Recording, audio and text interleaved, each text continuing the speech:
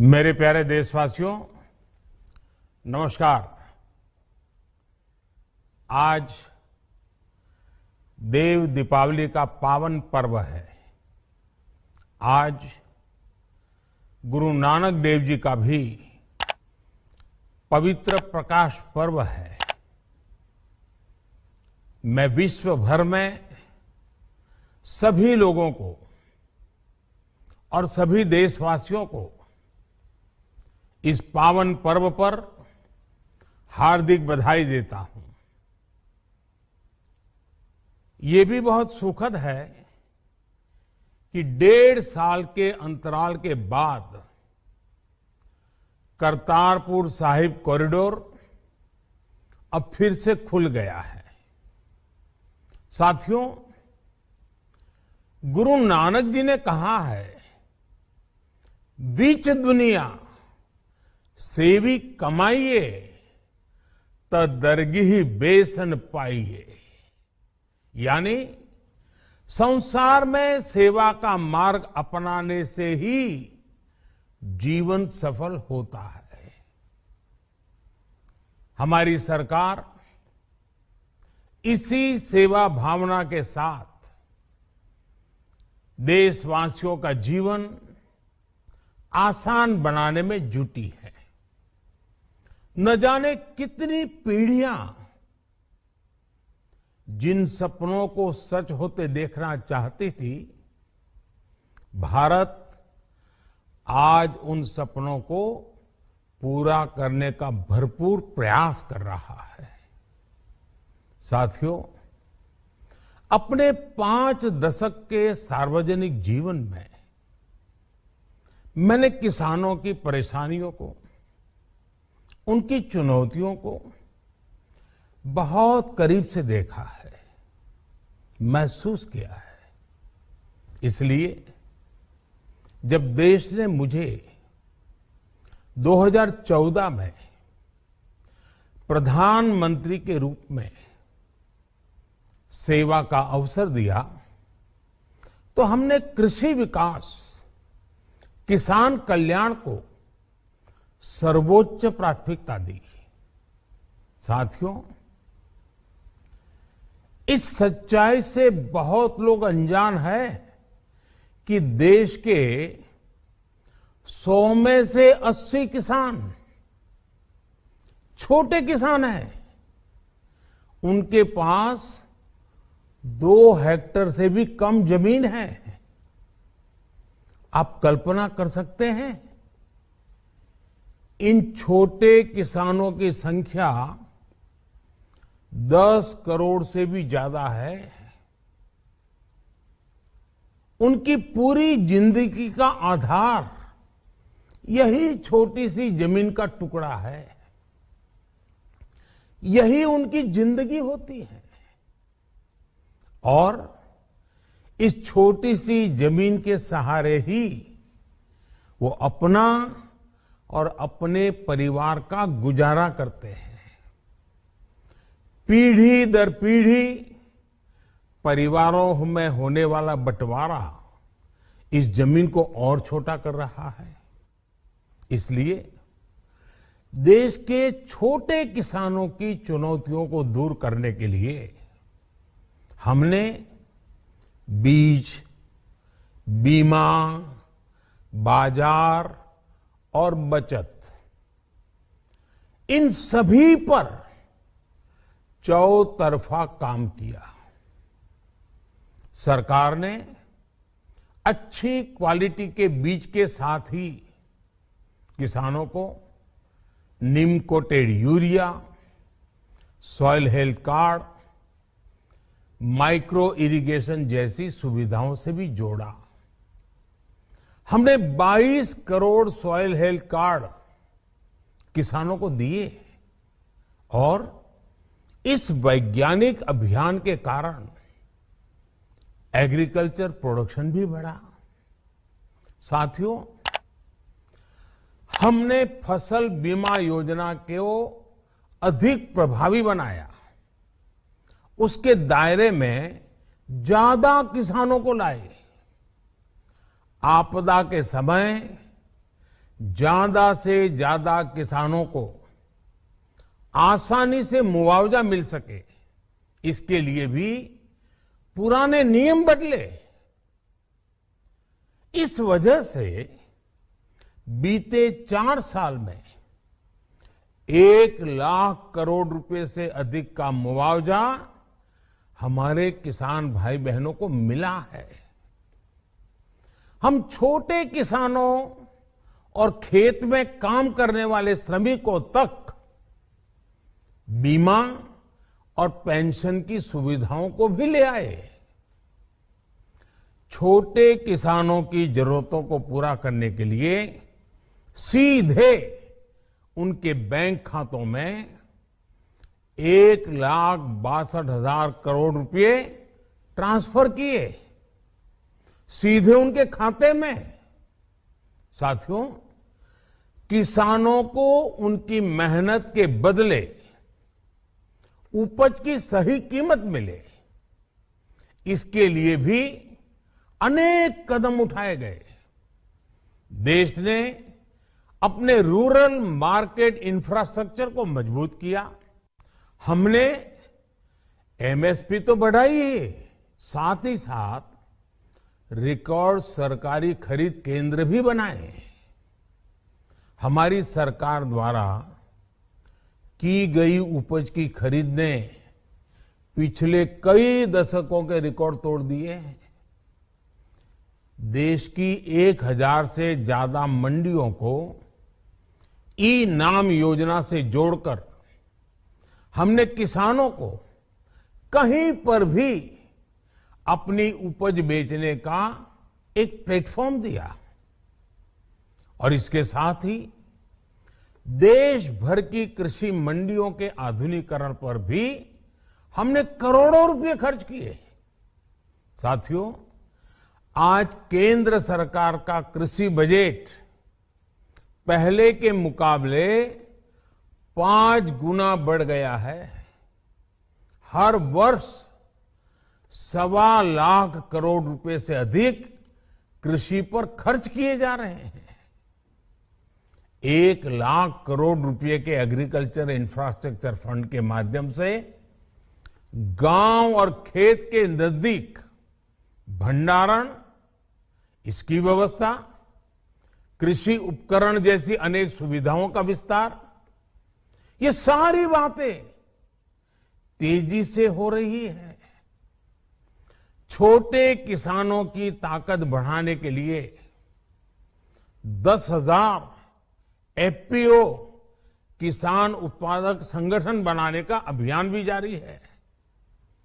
इस पर भी करीब 7,000 करोड़ रुपए खर्च किए जा रहे हैं। माइक्रो इरिगेशन फंड के आवंटन को भी 2 गुना करके 10,000 करोड़ रुपए कर दिया गया है। हमने क्रॉप लोन भी 2 गुना कर दिया, तो इस वर्ष 16 लाख करोड़ रुपए हो जाएगा।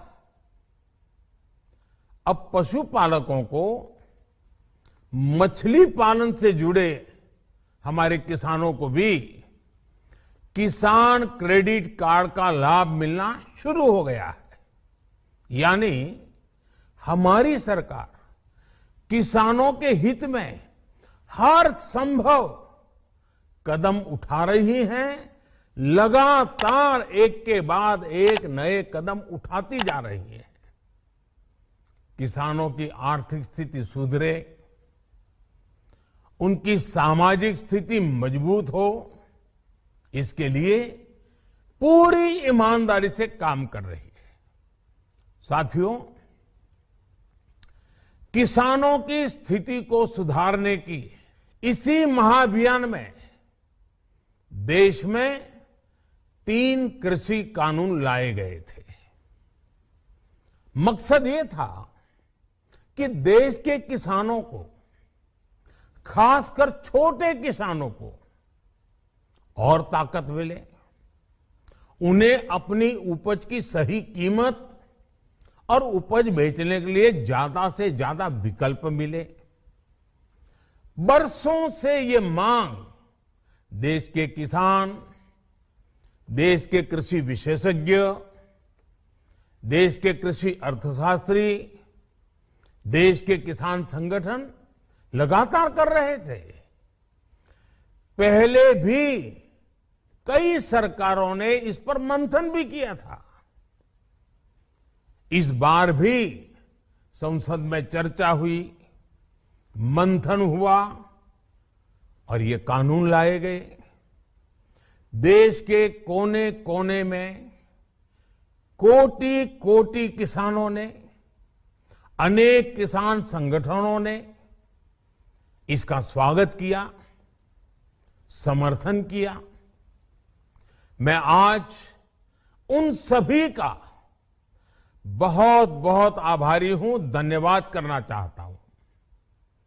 साथियों, हमारी सरकार किसानों के कल्याण के लिए, खासकर छोटे किसानों के कल्याण के लिए, देश के कृषि जगत के हित में, देश के हित में, गांव गरीब के उज्जवल भविष्य के लिए पूरी सत्यनिष्ठा से, किसानों के प्रति पूर्ण समर्पण भाव से, नेक नियत से ये कानून लेकर आई थी।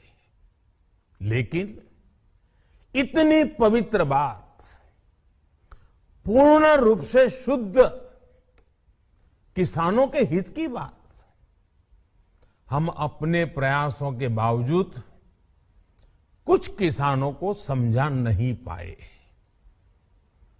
भले ही किसानों का एक वर्ग ही विरोध कर रहा था, लेकिन फिर भी ये हमारे लिए महत्वपूर्ण था। कृषि अर्थशास्त्रियों ने, वैज्ञानिकों ने, प्रगतिशील किसानों ने भी उन्हें कृषि कानूनों के महत्व को समझाने का भरपूर प्रयास भी किया।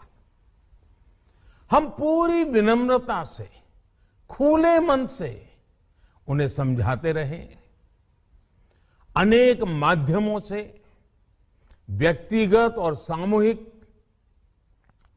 बातचीत भी लगातार होती रही। हमने किसानों की बातों को, उनके तर्क को समझने में भी कोई कोर कसर बाकी नहीं छोड़ी। कानून के जिन प्रावधानों पर उन्हें ऐतराज था, सरकार उन्हें बदलने के लिए भी तैयार हो गई। 2 साल तक हमने इन कानूनों को सस्पेंड करने का भी प्रस्ताव दिया। इसी दौरान ये विषय माननीय सर्वोच्च न्यायालय के पास भी चला गया। ये सारी बातें देश के सामने है, इसलिए मैं इनके अधिक विस्तार में नहीं जाऊंगा। साथियों, मैं आज देशवासियों से क्षमा मांगते हुए सच्चे मन से और पवित्र हृदय से कहना चाहता हूं कि शायद हमारी तपस्या में ही कोई कमी रही होगी, जिसके कारण दिए के प्रकाश जैसा सत्य कुछ किसान भाइयों को हम समझा नहीं पाए। आज गुरु नानक देव जी का पवित्र प्रकाश पर्व है। ये समय किसी को भी दोष देने का नहीं है। आज मैं आपको, पूरे देश को ये बताने आया हूं कि हमने 3 कृषि कानूनों को वापस लेने का, रिपील करने का निर्णय लिया है। इस महीने के अंत में शुरू होने जा रहे संसद सत्र में, इसी महीने में, हम 3 कृषि कानूनों को रिपील करने की संवैधानिक प्रक्रिया को पूरा कर देंगे। साथियों, मैं आज अपने सभी आंदोलनरत किसान साथियों से आग्रह कर रहा हूं, आज गुरु पर्व का पवित्र दिन है। अब आप अपने अपने घर लौटे, अपने खेत में लौटे, अपने परिवार के बीच लौटे। आइए एक नई शुरुआत करते हैं, नए सिरे से आगे बढ़ते हैं। साथियों, आज ही सरकार ने कृषि क्षेत्र से जुड़ा एक और अहम फैसला लिया है। जीरो बजट खेती यानी प्राकृतिक खेती को बढ़ावा देने के लिए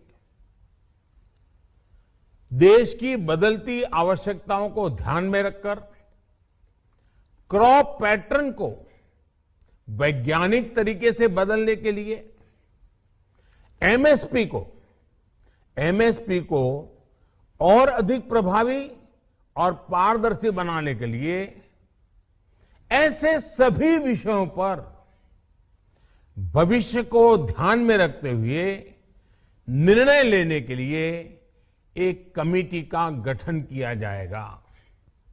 इस कमेटी में केंद्र सरकार, राज्य सरकारों के प्रतिनिधि होंगे, किसान होंगे, कृषि वैज्ञानिक होंगे, कृषि अर्थशास्त्री होंगे। साथियों, हमारी सरकार किसानों के हित में काम करती रही है और आगे भी करती रहेगी। मैं गुरु गोविंद सिंह जी की भावना में अपनी बात समाप्त करूंगा। देहि शिवा वर मोहे इहे, शुभ कर्मन ते कबहू न टरो। हे देवी, मुझे ये वर दीजिए कि मैं शुभ कर्म करने से कभी पीछे ना हटूं। जो किया किसानों के लिए किया, जो कर रहा हूं देश के लिए कर रहा हूं। आप सभी के आशीर्वाद से मैंने मेहनत में पहले भी कोई कमी नहीं की थी। आज मैं आपको विश्वास दिलाता हूं कि अब और ज्यादा मेहनत करूंगा ताकि आपके सपने साकार हो सके, देश के सपने साकार हो सके। आपका बहुत बहुत धन्यवाद। नमस्कार।